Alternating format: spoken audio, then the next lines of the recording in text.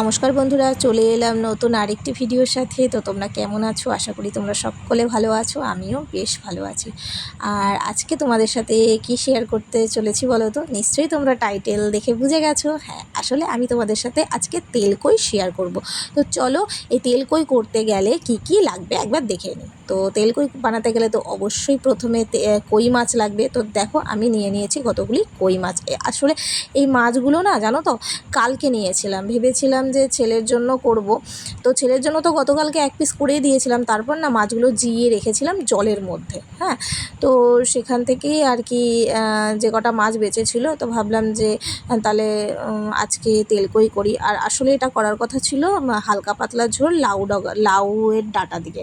তো যাই হোক, সেটা তো আর করা হলো না। তা বোন এসছে, তাই জন্য ভাবলাম যে চলো তেলকই করি। ওটা আর কি ওই লাউয়ের ডগা দিয়ে একদিন অন্য একদিন তোমাদের সাথে শেয়ার করব। তো দেখো, আমি কিন্তু মাছগুলোকে ভালো করে ধুয়ে নিয়ে নুন হলুদ মাখিয়ে রেখেছি। আর এই মাছগুলো কাটতে যা মানে কষ্ট না, এই কই মাছ কাটতে কি বলবো। এই কষ্ট যদিও বা কষ্ট মনে হয় না, যদিও এই মাছগুলিকে যদি তোমরা ডিপ ফ্রিজের মধ্যে রেখে দাও, তাহলে একদম সঙ্গে সঙ্গে মোটামুটি 10 মিনিটের মধ্যেই মাছগুলো মরে যাবে। আর কোনো অসুবিধাই হবে না, একদম ঝামেলা ছাড়া মাছ কাটা যাবে। যাই হোক, তো দেখো আমার কিন্তু বলতে বলতে মাছগুলো ভাজা হয়ে গেছে। আর আমি না মাছগুলোকে একদম হালকা করে ভাজবো। কেন বলো তো? কেননা এই মাছ যেহেতু জ্যান্ত মাছ, এই মাছ যদি বেশি করে ভাজি আর কি, তো এই মাছের না যে গুণগুলো, সেই গুণগুলো চলে যাবে। তো যাই হোক, আমি হালকা পাতলা করে একদম হালকা করেই মাছগুলো জাস্ট গরম তেলের মধ্যে দিয়েছি আর নামিয়ে নিয়েছি। আর এদিকে দেখো, আমি সর্ষে, পোস্ত আর টমেটোর একটা পেস্ট করে নিয়েছি। আর সর্ষে পোস্তটা না আমি শিলনোড়াতে বেটে নিয়েছি। আর টমেটোটা হচ্ছে আমি গ্রেট করে নিয়েছি। সেটা তোমাদেরকে আর দেখানো হয়নি, যেহেতু বোন এসেছে। তো প্রচুর আজকে ঝামেলা ছিল, অনেক কাজবাজও ছিল, অনেক কিছু রান্নাবান্না ছিল। তো একদিকে ভিডিও করা, আবার একদিকে তোমাদেরকে দেখানো। যাই হোক, তারও মাঝখানে ভাবলাম যে চলো একবার কই মাছটা যখন তেলকই করছি, তোমাদের সাথে একবার রেসিপিটা শেয়ার করব। তাই মাঝে মধ্যে এসে টুকটুক করে একটু ক্লিপিংগুলো তুলে রাখছিলাম। তো যাই হোক, দেখো আমার কিন্তু আমি কিন্তু এবার সর্ষে যে আর পোস্তর যে পেস্টটা, সেটার মধ্যে কিন্তু আমি মাছ দিয়ে আর তেল বেশি করে দিয়েছি। আর দিলাম হচ্ছে তোমার লঙ্কার গুঁড়ো, নুন, হলুদ। এটা দিয়ে আমি ভালো করে আর কি মাছটাকে মাখিয়ে রাখবো কিছুক্ষণের জন্য। মোটামুটি ধরো ওই আধা ঘন্টা মতো আমি মাছটাকে মাখিয়ে রেখেছি, ঠিক আছে।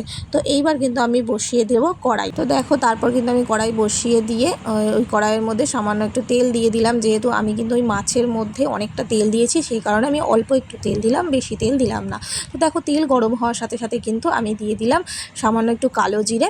এটার মধ্যে আমি কালো জিরে ফোড়নই দেবো। আর দিয়ে দেবো সামান্য হলুদ আর সামান্য নুন দিয়ে এটাকে ভালো করে নাড়িয়ে চাড়িয়ে নিয়ে দেখো এর মধ্যে দিয়ে দেবো জল। জলটা কিন্তু আমার ফুটে উঠেছে। কালারটা কি দারুণ লাগছে না? এটা মনে হচ্ছে কি লঙ্কার গুঁড়ো দিয়েছি, আসলে না, লঙ্কার গুঁড়ো আমি এর মধ্যে দিইনি, দিয়েছি হলুদই। যাই হোক, হলুদের কালারটার জন্য এরকম লাগছে। তো দেখো, জলটা ফুটে ওঠার পরই কিন্তু আমি প্রতিটা মাছ, যে কটা মাছ রেখেছিলাম, সব কটা মাছই এর মধ্যে ঢেলে দেবো, ঠিক আছে। তো দেখো, তারপর কিন্তু আমি যে বাটির মধ্যে যে মশলা আর কি লাগানো ছিল, সেটাও আমি এর মধ্যে আর কি সামান্য একটু জল দিয়ে নাড়িয়ে চাড়িয়ে ওই কড়াইয়ের মধ্যে ঢেলে দেবো। তারপর দেখো, মাছটা একটু ফুটে উঠলে আমি দিয়ে দেবো এর মধ্যে লঙ্কা। তো আমি গোটা 5-6টা মতো লঙ্কাই দিয়েছি, একটু ঝালঝাল করেই করেছি। কেন বলো তো? তেলকইটা একটু ঝালঝালই ভালো লাগে। আর সবথেকে বড় কথা, আমার বোনের বর আর আমার বোনের শাশুড়ি, তো এরা একটু ঝাল খেতে বেশি পছন্দ করে। তো সেই কারণে একটু ঝালঝালই করেছি। যদিও বা এই কই মাছটা যেহেতু ওদের জন্যই করা, তো আমরা ভেবেছিলাম আমরা খাবো, কিন্তু না। তো আমরা খেলে হালকা পাতলা করে ওই লাউয়ের ডাঁটা দিয়েই আর কি করতাম। তো সেই কারণে আর হয়নি, যেহেতু বাবুও তেলকই ভালো খায়, তো সেই কারণে ওর জন্যই করা হয়েছে। তো দেখো, বলতে বলতে কিন্তু আমার ঝোল ফুটে গেছে। তো দেখো, আমি নামিয়ে নিলাম। তো কেমন লাগছে দেখতে? দারুণ লাগছে না? সত্যি তাই, দেখতে যেরকম লাগছে খেতেও ঠিক সেই রকমই হয়েছিল। তো কি বলবো, দারুণ টেস্ট হয়েছিল। তো তোমরাও কিন্তু এরকম অবশ্যই বাড়িতে একবার, অনেকে তো পেঁয়াজ দিয়েও করে, তো আমি কিন্তু পেঁয়াজ ছাড়া করেছি। তো তোমরা কিন্তু এরকমভাবে বাড়িতে একবার ট্রাই করতে পারো। আর অবশ্যই কিন্তু মাছগুলোকে ফ্রিজে 10 মিনিটের জন্য রেখে দেবে, তাহলে কি বলো তো, মাছগুলো কাটতে সুবিধা হবে, মরে যাবে। তো চলো, আজকের মতো ভিডিওটা এখানেই, দেখা হবে অন্য কোনো ভিডিওতে। টাটা।